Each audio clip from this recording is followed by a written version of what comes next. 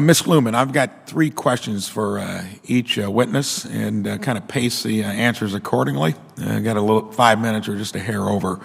The PRO Act, which passed the House, does not look like it's going to make it through the Senate, had a couple really significant items within it. It would be expanding the joint employer standard and further fleshing out the definition of independent contractor, including the ABC test, which I think you're familiar with. My question is very simple. Do you think the Department of Labor has the authority to wade into either one of these discussions, or do you think that is the bailiwick of us here in Congress? Thank you, Senator Braun, and I will try to keep my comments short. The PRO Act is very much supported by President Biden in terms of how Congress can help move forward with thinking about worker protections and worker organizing in this country, which is empowering workers. From the perspective of the Wage and Hour Division of the Department of Labor, we continue to look at implementing and enforcing the Fair Labor Standards Act as passed by Congress. And that means that we do look at issues related to the employer-employee relationship as it impacts whether workers are earning minimum wages and overtime under the law. So does that mean you would be for looking at particularly doing something to change the ABC test or expanding the joint employer standard guidelines? Is that something that is actually something Congress should do, or can you do it administratively? Thank you, Senator Braun. Related to the ABC test specifically, the Wage and Hour Division and the Department of Labor do not have the authority to adopt by regulation the ABC test unless it's changed by Congress. We do have the responsibility of ensuring that workers are not misclassified as independent contractors, and that is very much a focus of ours in the Wage and Hour Division, and that's determined on a case-by-case basis, not utilizing the ABC test. Sounds like with the former, you think it does not have the authority, and on the second one, when it comes to independent contractors, you would get involved in maybe the more routine part of what you'd come across as opposed to charting new territory. Second question, the gig economy, which is something relatively new. Tell me what you think about it. And of course, that's in that tricky category of independent contractor, one-person business, and the fact that it has exploded in terms of options, again, for people to earn a living. To me, the same thing is getting a paycheck from an employer. Plus, again, all the risk of running your own business. Tell me what you think about it, and how would you navigate accordingly? Thank you, Senator Braun. The way that individuals are employed is, again, a case-by-case determination that we make in the Wage and Hour Division when we're looking at whether or not there have been violations of the Fair Labor Standards Act.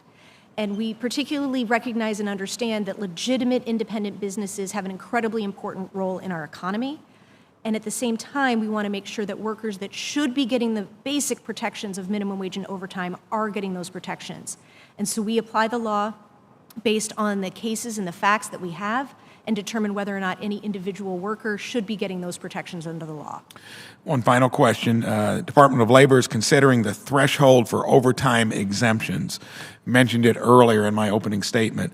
Some have called for a level up to or slightly above $80,000. What is your opinion on where that should be? Thank you, Senator. Overtime is one of the foundational and most important issues that we look at in the Wage and Hour Division. And as you know, the exception from the wage and hour protections for workers who are characterized as executive, administrative, or professional employees, there's a salary. Well, what about the level? I know all of that. What is your opinion on where that level should be? Because that's the thing that's everybody's worried about, not the concept of it. Absolutely, and that level does matter because, again, it is when you make... Do you have an opinion on where that level should be? So we have been listening to industry. We've done over 27 listening sessions with over 2,000 participants, really to get to that issue of what is the appropriate level for workers who are going to be excluded from. It sounds like you're still working through that. So to me, I think most, like I said earlier, if it would get into that higher altitude area, it would be disruptional both for employees and employers. Ms. Gilbride, in a recent Wall Street Journal op-ed, Commissioners Dillon and Sonderling expressed concern that the commission was being undermined by a power grab from the staff, which is refusing to formally close proposed lawsuits that the majority of the commission has voted down. Do you agree that only the commission by majority vote can authorize litigation and the general counsel and staff should defer to the commission's decision?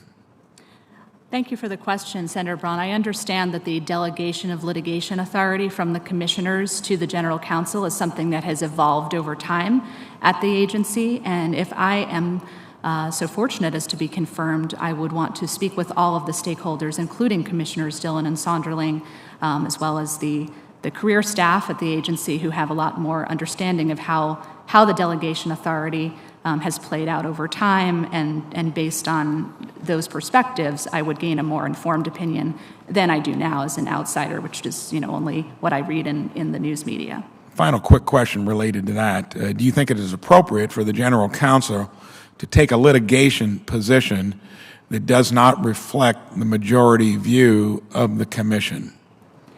Well, if I have the opportunity to serve as general counsel, I would certainly work closely with the commissioners and attempt to gain consensus. Again, I would follow what the current delegation of authority is with respect to seeking commission approval for engaging in new litigation. But aside from whatever the formal policy of delegation is, I think it's simply a good practice to work closely with all affected stakeholders, and I would want to understand what the commissioners' views were if we had a difference of opinion, to try to work through that through productive dialogue to hopefully reach consensus. Thank you so much.